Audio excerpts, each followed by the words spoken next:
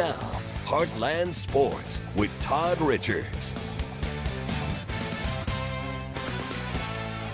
Hi again, everyone. As we move a step closer to the college football season, some national rankings and preseason honors really starting to come out about now. The Salukis getting strong respect from the Stats Perform FCS poll, a 16th national ranking.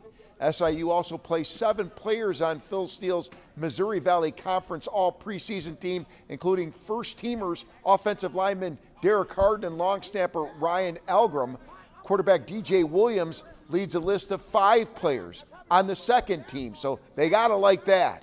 Meanwhile, the SEMO football squad, they got votes in the poll, but really the big news, defensive lineman McCoy Casey, a huge individual honor, voted third team to the Phil Steele preseason All-American squad. Now that's big news right there.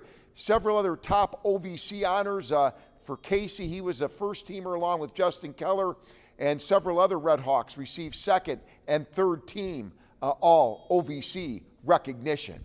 Now, talking some baseball, the Cape Catfish just a step away from playing for a Prospect League title. The Catfish will host the Quincy Doggy Paddlers at 6:35 tomorrow night at Kappaha Field for the Western Conference Championship. And, you know, they're just a step away again from that Prospect League Championship Series if they can win that.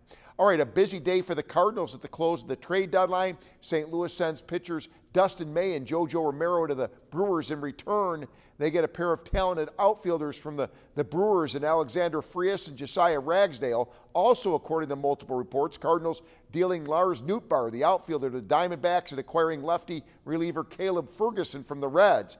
Busy, busy, busy. By the way, Cubs also, they get a lot of pitching help and a lot of moves as well. Cardinals, by the way, a 2-run homer from Alec Burleson already. I know I'm giving you a lot of information. It just keeps pouring in.